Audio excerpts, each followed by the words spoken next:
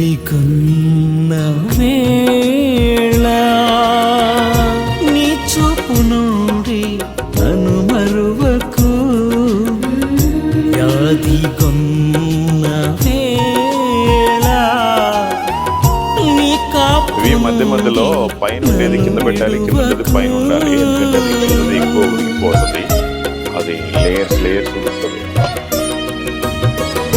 తప్పికొన్న వేళ నీ చూపు నుండి నన్ను ఈ వాటర్ చూడండి, మొత్తం అసలు బీట్రూట్ వేసాం కదా, అవన్నీ తీసేసుకుంటే వాటర్ ఇంకేం చేయలేదు.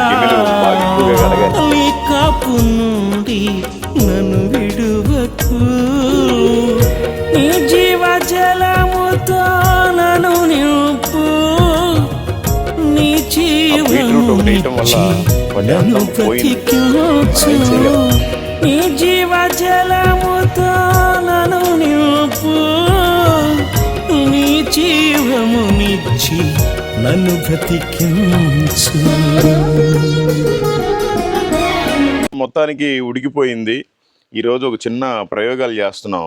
ఏంటంటే ఇది కూరగాయలు మరీ బాయిల్ చేసుకుని తినలేకపోతున్నాం, అందుకని కొంచెం జస్ట్ ఒక తాలింపులాగా కుక్కర్ పెడుతున్నాం. ఈ కుక్కర్ ఆల్రెడీ మొన్న ఒకసారి పప్పు మాడిపోయింది, అందుకని కొంచెం అలా ఉంది చూడటానికి. కొంచెం జస్ట్ తాలింపు వేసుకోవడానికి లైట్గా ఆయిల్, తర్వాత అట్లాగే తాలింపు గింజలు అంటే ఆవాలు, పచ్చెనగపప్పు. మీకు తెలుసు కదా తాలింపు గింజలు ఏముంటాయో కూడా చెప్పాలా. సో అట్లాగే జీరా, జీలకర్ర,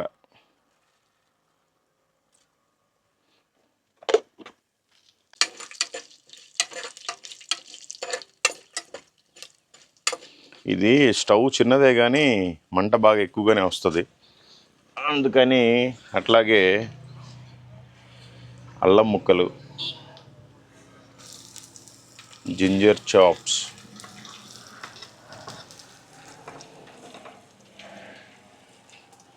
కరివేపాకు,